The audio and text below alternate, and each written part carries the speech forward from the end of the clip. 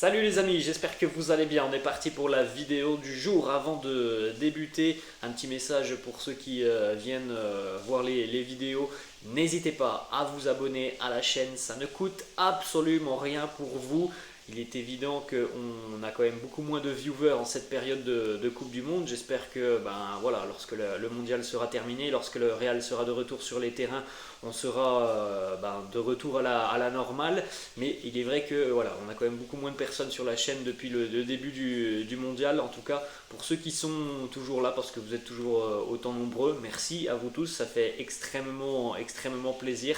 Après, comme d'habitude, il y a quand même beaucoup de personnes qui sont sur la chaîne, qui regardent les vidéos quasi quotidiennement et qui ne sont pas abonnés. Donc n'hésitez pas les amis, ça ne coûte absolument rien pour vous. Juste une petite notification quand une vidéo est publiée. Mais par contre pour moi, c'est évidemment un gros coup de pouce. Donc voilà, si vous avez envie de vous abonner, n'hésitez pas. On va démarrer les amis avec les deux unes des quotidiens madrilènes. Le quotidien AS qui titre Marruecos es Mundial. Le Maroc, c'est une vraie coupe du monde de la sélection de Walid Regragui qui a fait tomber hier le Portugal. Quelques jours après avoir éliminé la sélection espagnole, le Maroc s'impose hier dans le temps réglementaire face au Portugal, 1-0 grâce à un but de Youssef En-Nesyri, que l'on pourrait surnommer Youssef Er-Nesyri, tellement il est monté haut hier pour envoyer ce ballon de la tête dans le but portugais. Il a devancé la sortie du gardien portugais en sautant à une hauteur complètement folle. Youssef En-Nesyri, le Maroc qui a encore sorti un match très solide, parce que les Portugais se sont heurtés à cette solidité défensive du Maroc, à cette organisation tactique quasi infaillible, parce que c'est très difficile de mettre à mal cette défense marocaine. Un grand bravo aux Lions de l'Atlas qui retrouveront donc l'équipe de France mercredi. Vous avez aussi une petite information là qui concerne précisément le Real Madrid. Ça fait déjà quelques jours que l'on n'avait plus d'informations sur les unes des quotidiens madrilènes qui concernaient le Real.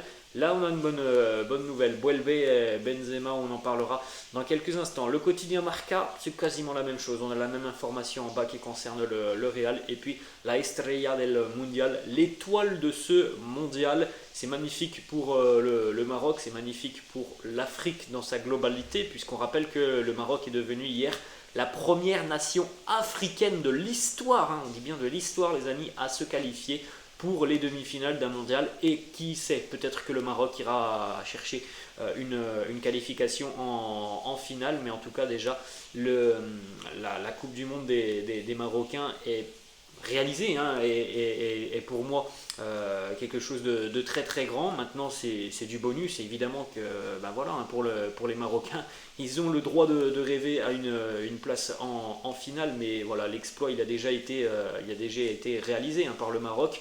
Qualifié pour les demi-finales, c'est une première dans l'histoire du football africain. Donc un grand bravo aux hommes de Walid Regragui.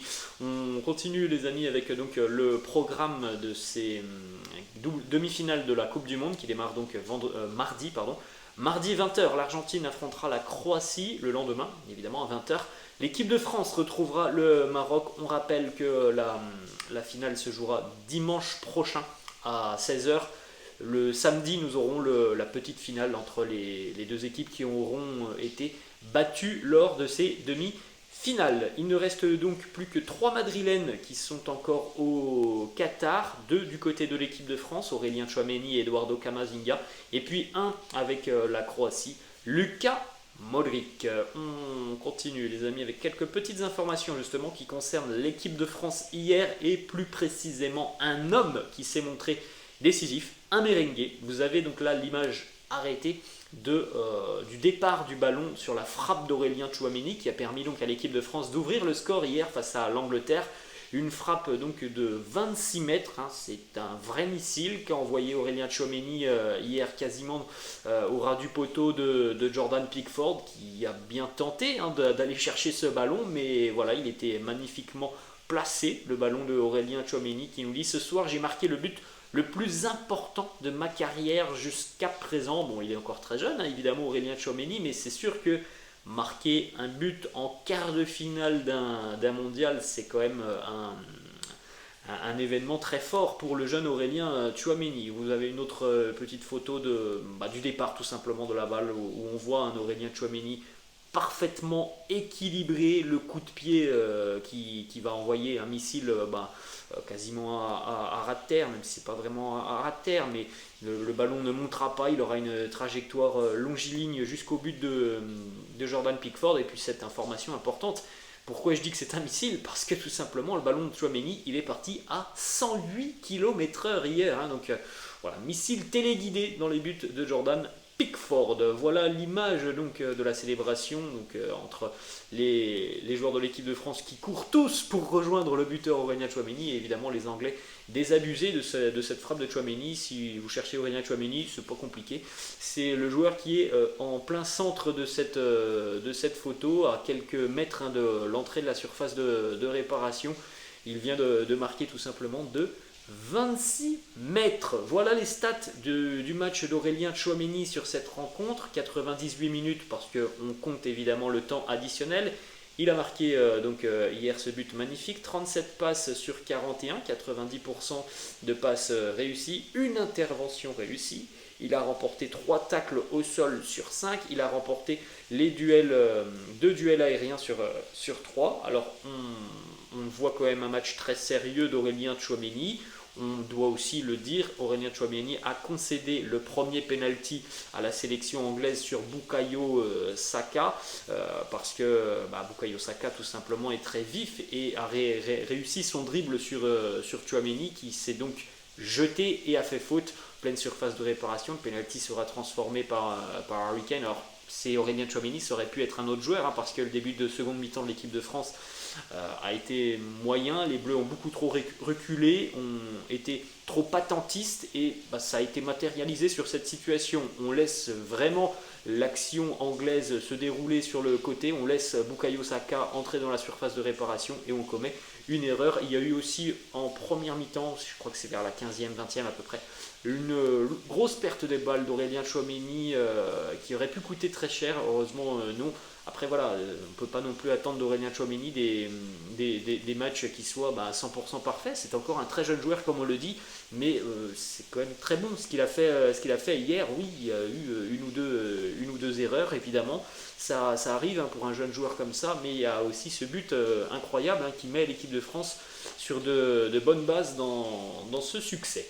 On regarde cette petite photo pour terminer sur Aurélien Tchouaméni. Petite photo d'après-match, Aurélien Tchouaméni, Jude Bellingham, qui sait, peut-être que l'avenir les réunira sous le maillot du Real Madrid, je n'en sais rien, on n'en sait rien, on saura certainement tout ça dans quelques semaines maintenant, mais voilà, c'est une possibilité, hein, de les voir réunis l'année prochaine dans le milieu de terrain du Real Madrid. On continue avec des informations là qui concernent plus particulièrement le Real, hein. Le retour sur les terrains approche, donc je pense que plus les jours vont passer, plus nous aurons des informations qui concerneront le Real Madrid et non pas forcément la Coupe du Monde, parce qu'il est vrai que depuis quelques semaines on a beaucoup d'informations Coupe du Monde.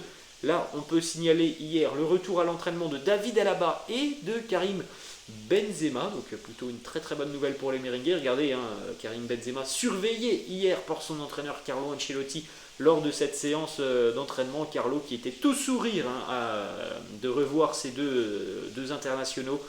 David Alaba qui n'était pas qualifié, hein, pour le mondial avec la sélection autrichienne. Regardez le grand sourire de Carlo. Et puis le retour aussi de Karim qui malheureusement a raté le mondial pour une blessure. Voilà, le sourire aussi de Carlo d'accueillir le ballon d'or, et un joueur qui est très important pour le Real Madrid et qui doit avoir un rôle aussi important et majeur sur la seconde partie de saison des Merengues. Autre information qui concerne donc le retour des internationaux qui ont été éliminés ces derniers jours de la Coupe du Monde. Alors le quotidien Sport annonce que Thibaut Courtois, Eden Hazard et Antonio Rudiger devraient reprendre l'entraînement demain. Fede Valverde, lui, devrait faire son retour mardi. Dani Carvajal et Marco Asensio reviendront à Valdebebas avant la fin de semaine prochaine. Je ne l'ai pas dit et je ne l'ai pas signalé, mais ce qui est important aussi sur le retour de Benzema quand même, c'est que c'était un retour directement lors d'une séance d'entraînement. Il n'est pas passé visiblement par la case soins avec les kinés, donc c'est quand même très très positif. Il est directement de retour à l'entraînement et ça c'est une très bonne nouvelle. On termine les amis avec deux informations qui concernent cette fois-ci plutôt le mercato et des joueurs qui sont sur le point peut-être de quitter le Real Madrid dans quelques mois maintenant. Marco Asensio est surveillé par deux clubs anglais, Arsenal et Liverpool. Alors bon, la situation de Marco Asensio, on la connaît déjà depuis de nombreux mois maintenant. Il sera bientôt en fin de contrat. Il essaye de convaincre tout le monde du côté de Madrid que l'on peut lui accorder une prolongation de contrat. L'avenir nous dira très prochainement si Marco Asensio sera encore un joueur du Real l'année prochaine ou si il quittera le club. Et on termine avec Eden Hazard qui donc en début de semaine a mis un terme à sa carrière internationale. Et on le sait, Eden sera en fin de contrat à l'issue de la saison avec le Real Madrid. Bon, ça fait peu de doute que le Real Madrid lui demandera de quitter le club, tout simplement, et qu'il quittera le club.